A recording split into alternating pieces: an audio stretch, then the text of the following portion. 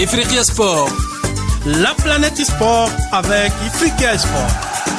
Votre magazine continental qui traite le sport sur tous les terrains et dans toutes ses dimensions. L'Afrique et le sport ne font qu'un. Bonjour, Salama, Mboy, Nagadef, Ndjaraman, Boto, Ayou, Saoubon, à tous les auditeurs de Ifriqiya FM et surtout nos auditeurs, nos compatriotes africains à travers le monde, en Europe, en Asie, en Amérique du Sud et bien sûr ceux de l'Amérique du Nord avec le froid nordique. On salue tous nos frères africains à travers le monde.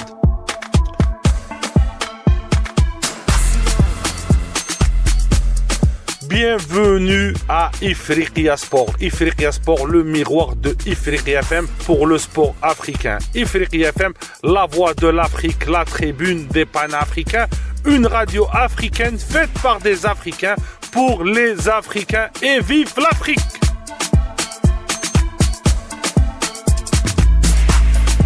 Un grand événement, un grand rendez-vous continental qui se rapproche. Il n'y a pas mieux qu'une émission qui suit l'actualité et qui débat sur un sujet bien précis. Le grand événement, mes amis et frères africains, est là une relation avec le ballon. Je vous laisse deviner.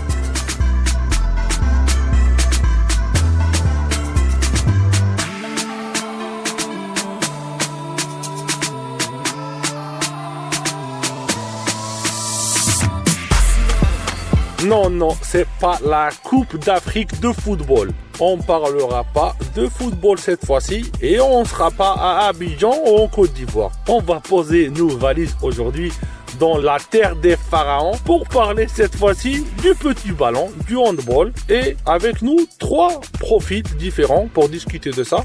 3 profils complémentaires comme fait Ifriqiya FM et Ifriqiya Sport et même 26 minutes sport. On essaie d'avoir le gratin du sport africain. Le gratin du sport africain est toujours sur les émissions de Ifriqiya FM. On va avoir 3 profils, 2 africains et un Babtou qui a été adopté, qui est tombé amoureux de l'Afrique. Alors, il est devenu comme nous, c'est un frère africain. Alors, on va les avoir avec nous dans notre émission. Notre émission, elle fait vraiment le mélange entre praticiens et chercheurs. Là, on va commencer avec le sélectionneur actuel de l'équipe féminine de handball de Tunisie, qui travaille aussi chez les masculins et qui connaît très bien l'Afrique. Lui, il a cet œil-là d'expert neutre parce qu'il est français, mais il est adopté par l'Afrique, marié à une Africaine. On va voir avec nous monsieur Kevin Deko. On se tutoie dans notre émission. Deko Kevin, bonjour. Bonjour à Ifriqiya FM et merci de cette invitation. Kevin, on aimerait bien avoir ton analyse sur les groupes de la Coupe d'Afrique qui sera en Égypte. Il y a des groupes, on va dire, un peu plus faciles que les autres, un peu plus homogènes. Et il y a le groupe, on va dire, pour moi, le groupe de la mort et celui-là de la Guinée, qui va débuter à part un Guinée-Égypte. Donc je ne me présente plus l'Égypte ultra favori. Et après, bien évidemment, il y a le Cameroun, qui est une équipe robuste. Et le Congo, qui est une équipe aussi qui a un historique, même s'ils reviennent sur la scène continentale, ça sera une équipe à ne pas négliger. Et bien évidemment, dans les autres poules, il y a toujours les favoris qui émergent. Bon, la Tunisie dans sa poule, qui va quand même affronter l'Angola, qui n'est pas une équipe à négliger. L'Algérie avec un derby avec le Maroc. Donc ça, c'est clair que ça va être encore quelque chose de fort, d'autant plus qu'ils tombent l'un contre l'autre dans cette poule. Donc ça sera le derby des poules, je pense. Après, il y a le Cap-Vert qui sera toujours présent. Et on va dire les outsiders comme le RDC où il faudra se méfier. Donc, comme je dis, dans chaque poule, il y a quand même un favori qui sort du lot. Et il y a une poule qui est un peu plus forte, qui est la poule de la mort que je viens de citer juste avant. Pour toi, l'expert, quel est le favori de cette compétition? Alors, bon, on va pas se voiler la face. Le favori est l'Égypte. Pourquoi? Parce que c'est une équipe qui fait des mondiales et qui finit soit dans le dernier carré. Et donc, dans le dernier carré mondial, face aux équipes européennes, répond toujours présent, qui a des moyens, qui travaille sur du long terme. Voilà, ça c'est une certitude. Il y a l'Égypte et les autres. Maintenant, sur un match, tout est possible dans le sport. Donc, il faudra se méfier de la Tunisie qui reconstruit son équipe et qui est revancharde. malgré un gros coup dur qui est la blessure de Darmoul. Voilà, je pense que c'est quand même les équipes qui sortent du lot. Les autres équipes sont outsiders, voilà, qui peuvent faire des coups d'éclat. Le Cap-Vert qui sort de 2 belles coupes d'Afrique et qui font pas oublier, même si c'est pas un grand nom du handball, en tout cas sur ces dernières compètes, elles ont fait partie des grandes équipes. Elles ont fait la dernière finale quand même, faut pas l'oublier. Le Maroc est en reconstruction, donc une équipe où on est un peu dans l'inconnu, faudra se méfier. L'Algérie, malgré tous les déboires qu'elle vit en ce moment, parce qu'ils ont changé de coach à la dernière minute, et donc voilà, c'est l'instabilité, mais il faut toujours se méfier de la bête malade ou blessée, on va dire plutôt. Donc ça reste une grande équipe historiquement. Puis après, des équipes qui peuvent faire des coups d'éclat, comme la Guinée, que je connais très bien, comme le RDC aussi, qui a des bons joueurs. Donc voilà, il y a quand même 2 équipes qui sortent du lot et une équipe qui est au-dessus de tout le monde, et je répète, c'est l'Égypte. Par le passé, Kevin, les équipes africaines, surtout les équipes africaines du Nord, étaient au sommet, mais il y a un constat. Et dernièrement, ils ont plus ce constat qu'on voyait avant dans les Coupes du Monde. Comment tu expliques cela? Là, on met pas l'Égypte, hein, parce que comment expliquer que les équipes d'Afrique du Nord ne sont plus constantes? Si, l'Égypte l'est. Donc déjà, voilà. De leur part, eux, on peut pas demander plus parce qu'ils travaillent très bien, ils évoluent et ils nous représentent au niveau mondial et ils nous représentent très bien. Après, c'est en reconstruction. L'Algérie, voilà, c'est plus que du sport, il y a plein d'enjeux et malheureusement, bon, moi qui a une femme algérienne et qui a connu les grandes gloires du handball algérien, et c'est vrai que de voir qu'il se fragilise tout seul, ça fait mal au cœur, ça c'est sûr, parce que ça pourrait être une très grande équipe. Mais bon, Inch'Allah, un jour ils reviendront et ils seront stables. Donc sur des coups d'éclat, ils peuvent exister. Mais voilà, au-delà du sport, il y a d'autres problèmes et c'est malheureux, en tout cas pour eux. Après, la Tunisie se reconstruit. Voilà, elle a eu un moment flottement, mais la Tunisie, ne faut pas oublier que c'est des traditions. Ils ont une culture handball. Et donc la Tunisie sera présent. Je suis quand même, en étant sélectionneur chez les filles, je vois les garçons travailler très sérieusement. Donc attention, faudra se méfier quand même de la Tunisie et donc voilà. Après, pour ce qui est du Maroc, certes, ouais, bah il y a eu un chamboulement parce que l'entraîneur, l'illustre entraîneur d'antan, Nourdine Bouadewi, a arrêté. Ils ont recruté dernièrement un Égyptien qui a repris, donc on verra ce que ça donne. Donc c'est vrai que c'est en reconstruction aussi. Et ouais, bah pourquoi? Je sais pas. Pourquoi? Parce que il faut travailler dans la durée, sur des cycles.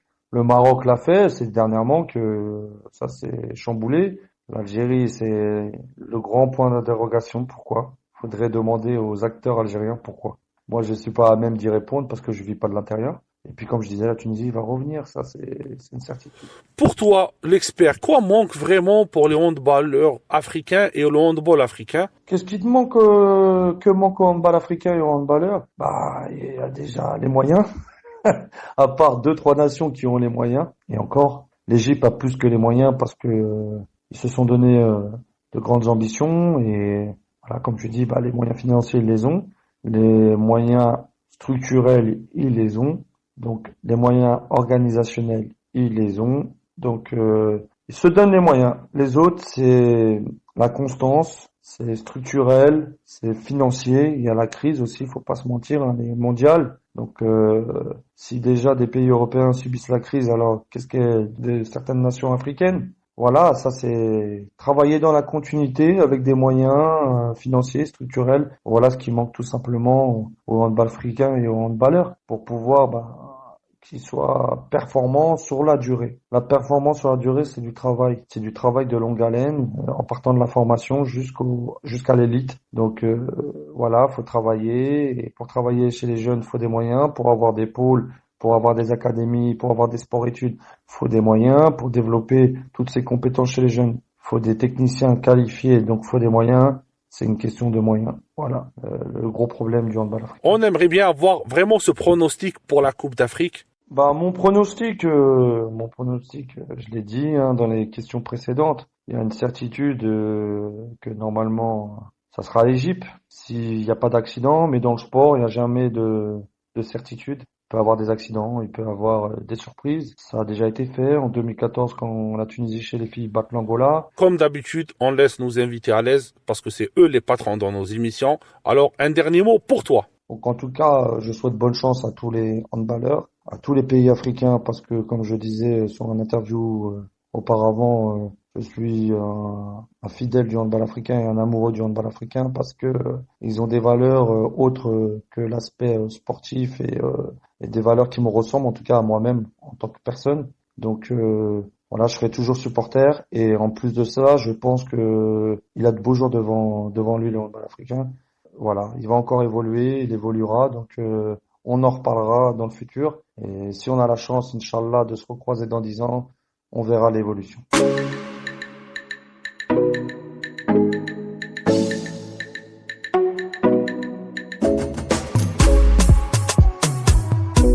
Merci Kevin, sélectionneur de la Tunisie, de l'équipe féminine actuellement, ancien sélectionneur des masculins de Guinée. Il a travaillé en Guinée, connaît très bien le handball de l'Afrique subsaharienne, de l'Afrique du Nord, de l'Afrique de l'Est, de l'Afrique de l'Ouest. C'est un expert et merci de ta disponibilité tout le temps sur les émissions de Ifriqi FM.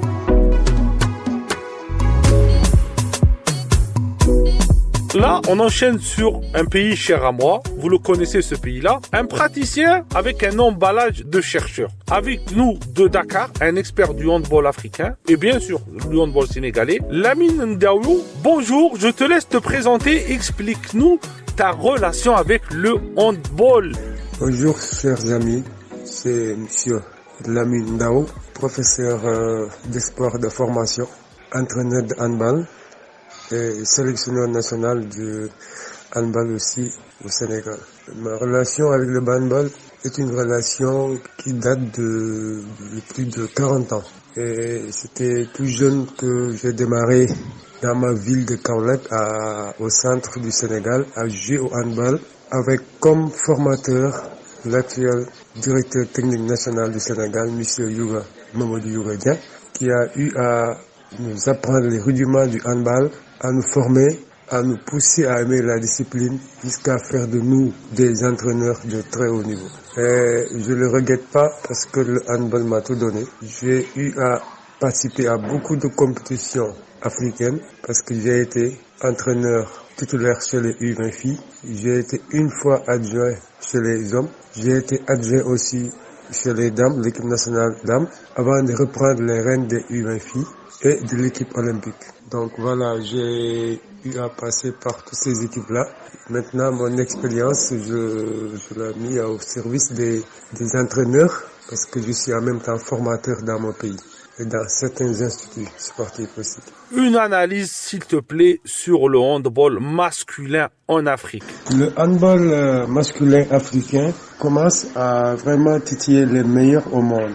L'exemple type est la nation comme l'Égypte qui à chaque fois lorsque qu'elle participe au championnat du monde fait partie des équipes qui sortent du tour principal et qui vont souvent vers les quarts ou les huitièmes de finale.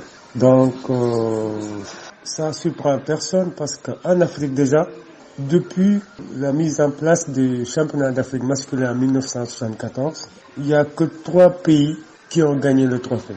La Tunisie 10 fois, l'Égypte 8 fois, et le dernier titre gagné a été l'année dernière, et l'Algérie 7 fois. À part ces 3 équipes, aucune autre nation n'a eu à gagner le championnat d'Afrique de handball masculin. Pour vous dire donc la domination territoriale du Maghreb au niveau du handball masculin. Mais quand même, lors de la dernière édition, on a remarqué un fait, c'est la présence du Cap-Vert, petit pays à côté du Sénégal, qui a joué pour la première fois une finale face à l'Égypte. Une finale qu'elle a d'ailleurs perdue. Et c'était la première fois qu'un pays hors du trio qui domine le handball joue une finale ou termine à la 2e place. À chaque fois, c'était les 3 pays du Maghreb cités qui se partagent le podium. Donc pour vous dire la domination du Maghreb. Mais on remarque que depuis un certain temps que l'Afrique noire commence à bien travailler et commence à se rapprocher de ce qui se fait de mieux, à se rapprocher donc des pays maghrébins. Maintenant, c'est un travail de longue durée qui va peut-être aboutir vraiment à une victoire de l'Afrique noire. Mais pour le moment, dites-vous bien que le handball masculin est dominé par le Maghreb, qui sont des nations très bien organisées avec des championnats professionnels, avec des joueurs de qualité qui viennent un peu partout des meilleurs pays d'Afrique et même peut-être d'Europe, et qui participent à beaucoup de tournois dans le monde, qui participent à beaucoup de compétitions dans le monde et qui font partie aussi des meilleures équipes lors des championnats du monde. Donc c'est pas une surprise de les voir à la tête du handball masculin. Le niveau aussi, ça se rapproche des meilleurs. Aussi bien le jeu en attaque, le jeu en défense, aussi bien aussi que le jeu globalement. Donc pour vous dire que parce que maintenant on remarque de plus en plus que nos entraîneurs commencent à acquérir de l'expérience, à aller faire des stages, à aller se rapprocher des meilleurs des entraîneurs un peu partout dans le monde. Ce qui fait que l'Afrique propose maintenant un handball masculin alléchant et qui bientôt n'aura rien à envier au handball mondial. Lamine, comparé au football qui est vraiment le sport roi au Sénégal, le handball n'attire pas en Afrique. Pourquoi le handball n'attire plus? Moi je pense que le handball a sa propre population qui suit dans les différentes stades du monde. C'est vrai qu'on ne peut pas être comparé au football qui est une hyper grande organisation avec des sponsors qui donnent beaucoup d'argent, qui font que maintenant les plus grands footballeurs sont hyper bien payés. Donc sur le plan purement de la pratique, les gens préfèrent peut-être pousser leurs enfants à aller jouer au football avec une idée au coin de la tête, c'est de gagner beaucoup d'argent. Donc ils investissent sur leur enfant. Parce que ce que tu peux gagner au football, tu peux pas le gagner au handball. Donc ce qui fait que on a tendance maintenant à beaucoup plus jouer au football, même au basket, que de jouer au handball. Donc peut-être que d'ici quelques temps, comme on est en train de se rapprocher du niveau, de ce qui se fait de meilleur dans le monde, les sponsors vont venir accompagner la CAF, qui va accompagner les fédérations à s'organiser davantage pour attirer le maximum de personnes possible. Et au Sénégal, quelle est la situation du handball? Au Sénégal, le handball commence à attirer beaucoup de monde, aussi bien chez les hommes que chez les femmes. Parce qu'il y a eu un certain temps, ça suivait pas trop. Mais depuis l'avènement de M. Seydou Diouf comme président de la Fédération sénégalaise de handball, on a commencé à s'organiser, à mieux s'organiser davantage. On a commencé déjà à former des entraîneurs un peu partout dans le pays, ce qui fait qu'au Sénégal, on joue dans les 14 régions du Sénégal, du pays. Et dans chaque région, il y a une ligue qui est présente et c'est la ligue qui est chargée de la vulgarisation de la discipline dans la région. Et la dernière ligue née est la ligue de Matam et cela se passe extrêmement bien.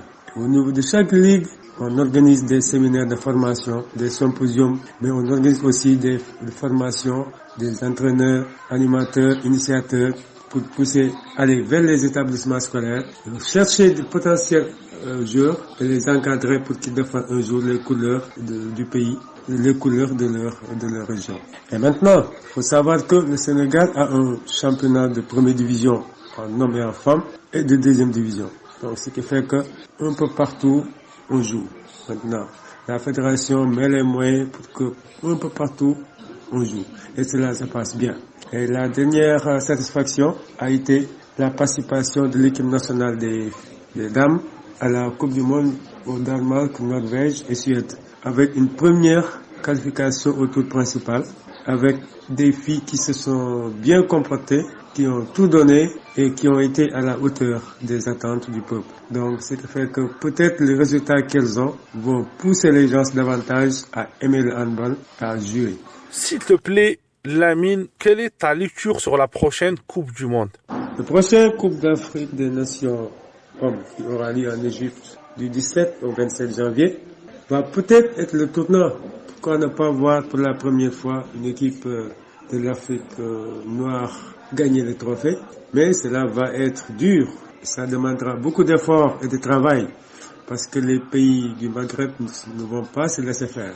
L'Égypte toujours présent et au haut niveau dans le monde, la Tunisie, l'Algérie qui seront d'éternels prétendants au titre, sans compter maintenant les pays comme le Maroc qui commencent à à se rapprocher de ces niveaux. Nous avons le Cameroun, nous avons l'Angola, nous avons toujours le Cap-Vert qui vont peut-être essayer d'être de très bons outsiders et pour nous permettre maintenant de vivre un excellent championnat d'Afrique masculin. Je pense que on va passer de très bons moments et hâte qu'on y soit pour pouvoir les savourer davantage. Et j'en profite pour souhaiter à toutes les nations qui vont participer à ces championnats du monde un excellent parcours et que la meilleure nation gagne et représente dignement aussi l'Afrique lors des prochains championnats du monde. Lamine, nous, on est dans une émission d'Africains. On laisse tout le temps notre invité africain, bien sûr, conclure le débat. Dernier mot, c'est vous remercier pour m'avoir accordé ces moments d'échange, de partage, mais surtout aussi vous faire découvrir ce qui s'est fait en Afrique et au Sénégal dans le domaine du handball. Et j'espère que j'ai été à la hauteur. J'ai essayé au maximum de répondre à vos questions. Et à chaque fois que l'occasion se présentera, moi je serai disponible pour discuter avec vous sur le thème que vous allez me poser. Et j'espère aussi que très bientôt, le handball va se développer un peu partout en Afrique. Et pourquoi ne pas faire partie des meilleurs maintenant dans le monde. Vive le handball, vive l'Afrique. Merci beaucoup. J'aurais aimé que tu conclues aussi en Wolof parce qu'on a des auditeurs qui comprennent le Wolof. Et salutations et grosses bises à tous les auditeurs qui comprennent le Wolof en Sénégal, en Mauritanie, en Guinée et au Mali. Waaw jërëjëf maa ngi leen di gërëm bu baax ci invitation bi ngeen ma invité et di leen wax ne kontaan naa ci bu baax nit ñi xam handball sénégalais xam handball africain surtout chez les hommes et am naa yaakaar ne buñ gënee góorgóorlu gën ko ne suñ liggéey handball masculin sénégalais dina àgg foo xam ne ni àggoon na fa il y a quelques années ba mun titiller les meilleurs en Afrique et que handball africain aussi championnat bi ñuy jëm xam naa occasion la pour que au moins équipe bu jóge ci Afrique bu ñuul bokk jël ndam bi ndax xam ngeen ko depuis 1974 ba léegi ci góor ñi beneen équipe bu dul Égypte Tunisie Algérie mosu ko jël Cap-Vert ki demoon finale mais deuxième la mu ci jël donc nañ ñaan yàlla jàppale leen pour que ñu def ay résultats yu baax du yomb nag ndax maghrébin bi nangu bàyyindu donc ndax liggéey bi foofu bëri na ñu ngi bokk ci ay stage yu mag yi ñu ngi bokk ci ay tournois ñu ngi dem seen entraîneur yaa ngi ci xam-xam joueurs yaa ngi joué ci ay championnats yi ëpp doole fii en Afrique et dans le monde du yomb mais liggéey rek wóor xam naa buñ góorgóorlu liggéey bu baax rek dañ ci mun àgg gën jàppale handball bi aussi mu àgg foo xam ne nii peut-être waxuma ne foofu la football bi àgg ñu àgg fa non mais au moins sponsor yeeg yenn mécènes yi gën jàppale handball ba ko xam ne ñëpp ci profité waale pour développer seen handball ci seen dëkk kontaan naa ci interview bi et maa ngi xaar ba beneen yoon saa yu ngeen ma soxlaa rek dinaa nekk à votre disposition jërëjëf.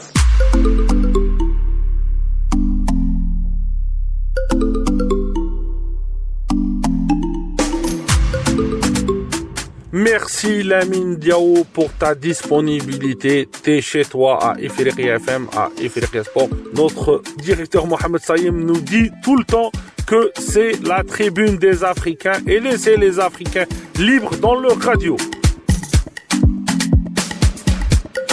Terminons avec nos invités, avec une légende du handball nord-africain et algérien. Après avoir gagné ses galons en Afrique, Monsieur Chouaib Keffi a montré ou a donné son expérience maintenant en Asie. Il travaille avec la sélection du Qatar. Monsieur Chouaib Keffi, tu es avec nous sur Ifriqiya FM. Bonjour. Bonjour Walid. Bonjour auditeurs d'Ifriqiya FM. Comment tu vois l'évolution du handball en Afrique, toi qui as connu ça?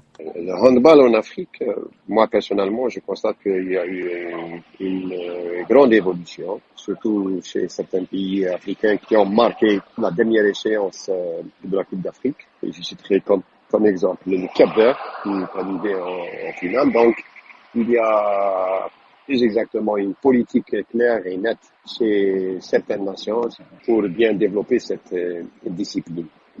Pour passer par l'Égypte qui prédomine le continent africain, Et bien sûr, il y a d'autres pays, d'autres nations comme le Maroc, comme certains pays qui ont mis plutôt tous les moyens pour améliorer et atteindre le sommet de cette discipline. Pourquoi, à ton avis, l'Afrique n'arrive pas au sommet du monde comme elle a fait avec le football? C'est tout à fait normal. C'est-à-dire, toute discipline, tout projet nécessite un soutien fort et durable sur le plan financier. Donc, le handball a besoin beaucoup plus de politique et de stratégie sur le plan financier pour qu'elle soit sur le même rythme ascendant que le football. Maintenant, il y a aussi la politique d'investissement. Donc, les gens, peut-être, ou bien les grands économistes qui préfèrent investir dans le football. C'est le sport roi. Mais ça ne veut pas dire qu'il n'y a pas de politique réelle dans le futur proche. On voit que certains pays réellement ont commencé à se donner à fond et ils commencent à investir beaucoup d'argent pour bien sûr faire évoluer cette discipline. Et je pense qu'ils sont sur la bonne voie. Et nous avons, comme en l'occurrence, toujours, je cite l'Égypte, mais il n'y a pas que ça, il y a aussi une stratégie claire concernant le placement de beaucoup de pôles de développement et qui a participé à développer le niveau de pratique. Et le joueur européen, comment tu le vois par rapport, ou comment il est vu par rapport à l'Europe? Bon, pour ce qui est du joueur africain, le handball africain, je crois que la politique nouvelle utilisée par l'ensemble des nations où ils les autorisent les athlètes à partir jouer en Europe a permis que le niveau de ces athlètes évolue et ils sont bien considérés en Europe. Je crois que c'est un point très positif pour le futur du handball en Afrique.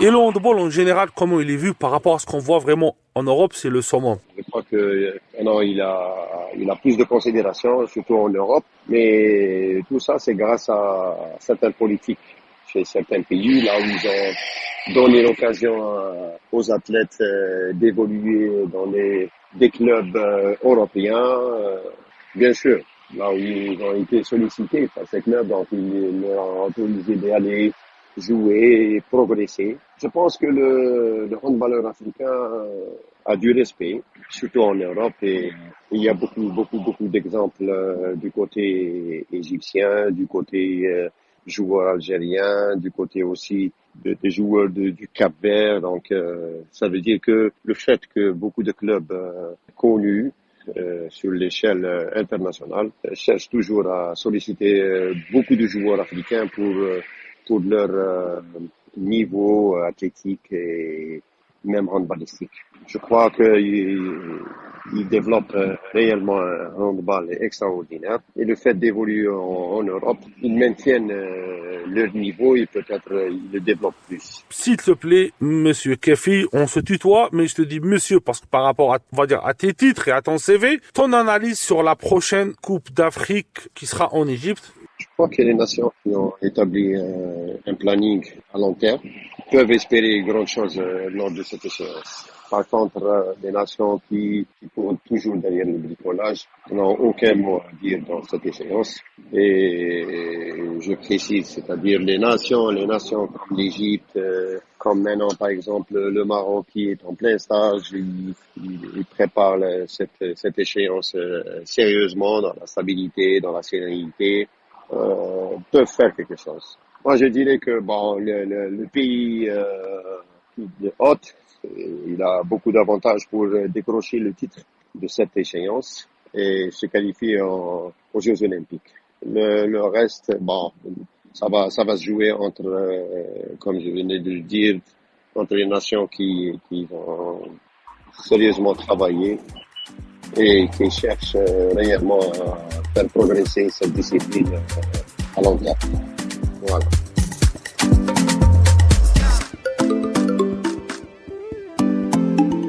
Merci, cher Chouaib Kafi, d'être disponible pour Ifriqiya FM. T'es passé avec nous sur Ifriqiya Sport. Alors, on te dit merci, t'es toujours le bienvenu. On a toujours le gratin des chroniqueurs. On a toujours des vrais chroniqueurs africains. Les gens qui connaissent la problématique de l'Afrique. C'est pas des gens qui ont aucune relation avec l'Afrique. C'est notre image de marque, c'est notre devise. Je vous dis merci. Avec toujours ce pincement au cœur de vous quitter. Le proverbe cette fois-ci, ça sera un proverbe purement africain.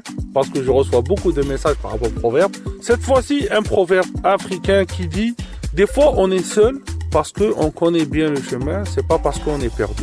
Je vous dis, vous n'êtes pas seul en Afrique, on est des frères. L'Afrique est pour tous, l'Afrique c'est un grand continent. Celui qui est adopté par l'Afrique reste africain. Je vous aime et à la semaine prochaine pour un autre numéro de Ifriqiya Sport.